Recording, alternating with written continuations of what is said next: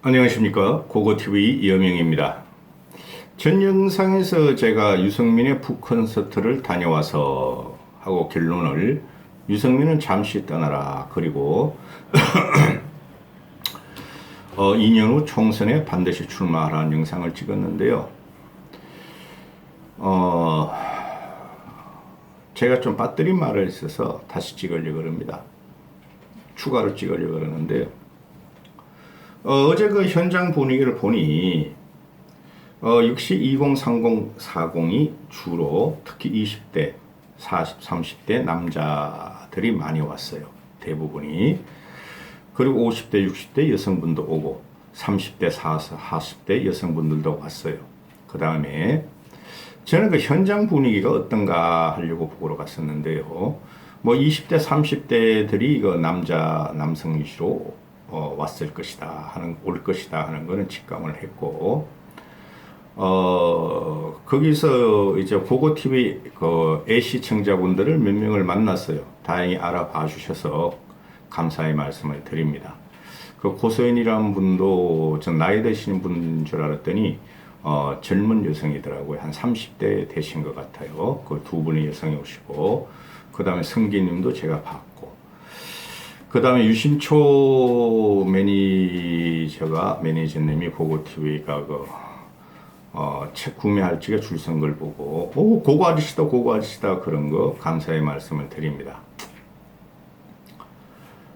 지금 2030 이 젊은이들이 그 5060을 밀어내면서 차기의 정치 핵심 세력으로 정치 대체색으로 가는 게 맞죠. 그렇죠. 그런데 그 2030들은 그 좌우를 떠나서 말씀을 드리는 겁니다. 2030들은 정치는 바꿔야 한다는 게 그런 인식은 확실히 있어요.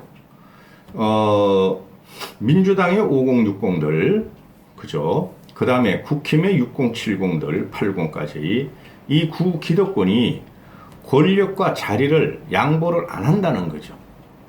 그렇죠? 특히 국힘에서 6070들은 강력하게 그들의 권력과 과거의 영화를 갖다가 사수하려고 하는 거죠. 그렇죠? 그걸 깨고자 하는 세력이 이준석을 통해서 나타났다는 거죠. 그렇죠? 그 다음에 민주당이 지금 태반이 5060입니다. 민주당 그 주력 세력이 40대 별로 안 돼요. 민주당도. 그 김남국이나 그런 애들 몇 명 없어요. 김남국 또 최강욱 걔도 50대고 별로 없어요. 40대. 그 40, 50, 60들이 민주당의 강고한 기득 세력으로 권력을 안 넣으려고 있다는 거죠. 그래서 박지영 같은 26세의 젊은 여성이 단발마 비명을 지르면서 산화했다는 거죠. 그래서 보통 국힘의 그 기득 세력 가면은 거기엔 대부분 노인네들이 있어요. 간혹가다 한번 슬쩍슬쩍 가보면 노인네들이 있고 아재, 할배, 할매들이 강력한 성원을 보내주고 있죠. 그래서 정치는 싹 트야 되고 정치는 변화시켜야 되는데 그게 12년 전에 안철수 바람으로 2030, 40들이 안철수로 몰렸죠.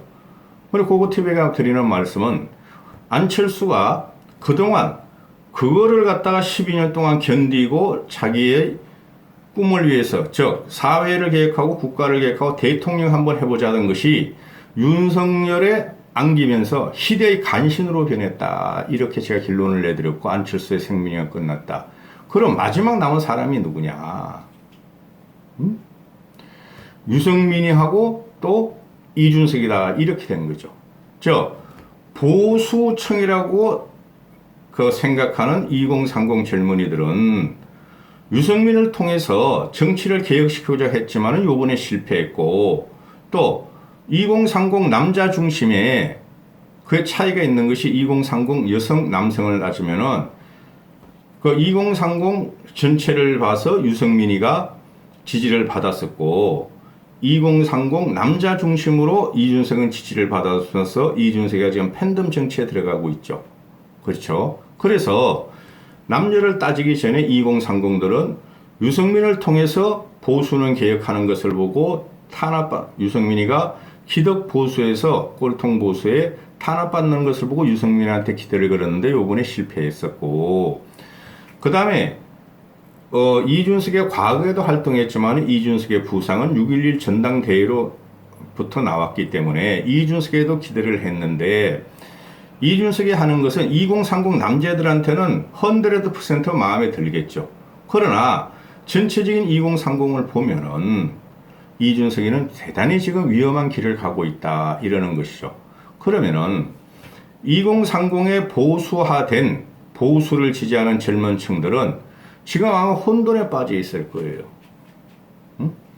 그래서 어제 같은 경우에 제가 처음에 가서 이제 그 김용태가 왔더라고요. 김용태. 또 이기인, 그 성남시 의원 하다가 이번에 경기도 의원으로 된 사람. 참, 이기인 자네는 말이야. 어제 내가 전화번호를 나한테 달라 그랬는데 자네가 나한테 이 전화번호 다 준 거 있잖아. 그게 메모가 안 돼 있더라고. 다른 번호를 자네가 눌렀나 봐. 내가 잘못 불러줬거나. 하도 시끄러우니까. 다시 고고TV 댓글에다 전화번호 달아놔. 안 그러면 내가 알아보고. 그런데 그 물어보는 거, 이준석은 안 오냐? 이 대표는 안 와? 그랬더니 못 올 것 같은데요. 그래서 모르겠습니다. 못 올 것 같은데요. 그러는데 마지막에 그 책사인에 들어가고 나서 잠시 후에 이준석이 왔는데요. 유승민이 온 것은 대단한 용기예요. 이준석이가. 그러면은 이준석이가 왜 왔나?